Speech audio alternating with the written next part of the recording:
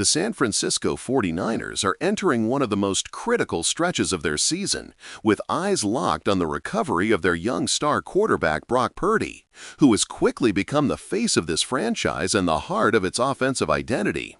And right now, his health status is the biggest storyline in the Bay Area and across the entire NFL. Purdy is dealing with a turf toe variant injury and a lingering shoulder issue. Two problems that may not sound dramatic at first, but are extremely tricky for a quarterback whose game relies so much on precise footwork, balance, and the ability to deliver throws with accuracy under pressure.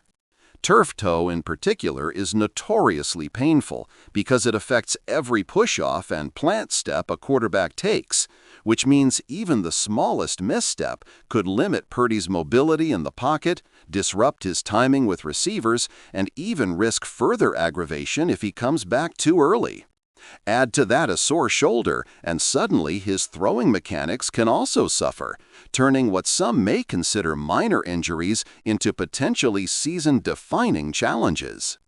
At first, medical evaluations suggested that Purdy could be sidelined anywhere from 2 to 5 weeks, a timeline that immediately sparked panic among 49ers fans who know just how central he is to their Super Bowl hopes. But the good news is that recent reports indicate he is recovering faster than expected, and insiders have started whispering about the possibility of him returning as early as Week 3 against the Arizona Cardinals, though most realistic projections point to Week 4 as the safer, more cautious target. In the meantime, the team has turned to backup quarterback Mac Jones, and to the surprise of many, he's handled the responsibility with poise, delivering a 3-touchdown performance against the Saints in Week 2 that not only silenced doubters, but also gave the 49ers breathing room to prioritize Purdy's long-term recovery instead of rushing him back. This has been a critical development because having Jones play at a competent level means the coaching staff, led by Kyle Shanahan, doesn't need to gamble with Purdy's health. And that kind of flexibility could prove vital later in the season when playoff positioning becomes a bigger factor. Analysts across the league are weighing in, with some emphasizing that turf toe is the type of injury that can linger if not treated with patience, while others argue that Purdy's toughness and competitive nature could push him onto the field sooner than expected, especially if the team faces pressure to keep up momentum in the tough NFC race. However, the 49ers medical team and front office are determined not to let the short-term urgency cloud their judgment because they know that this roster, stacked with weapons like Christian McCaffrey, Deebo Samuel, Brandon Aiyuk, and George Kittle, is built for a deep playoff run, and having a fully healthy Purdy for the second half of the season is far more important than squeezing out one early win. Fans are also split on the issue. Some passionately argue on social media that Purdy should sit until he's 100% ready, especially given how turf toe can flare up at any moment, while others are desperate to see him suit up as soon as possible, pointing out that his leadership, calmness under pressure, and chemistry with his receivers are irreplaceable. The narrative around Purdy has also become larger than just an injury update.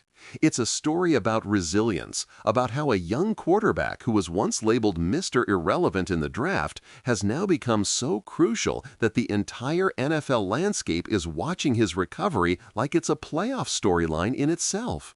From practice reports to insider tweets, every small detail about his progress sparks headlines.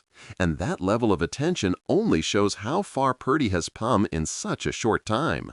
Looking ahead, the most likely outcome is that the team evaluates his mobility and shoulder strength heading into Week 3. And if the signs are positive, there's an outside chance he suits up against the Cardinals. But even if he doesn't, Week 4 remains the unofficial target, giving him just enough time to heal without compromising his season.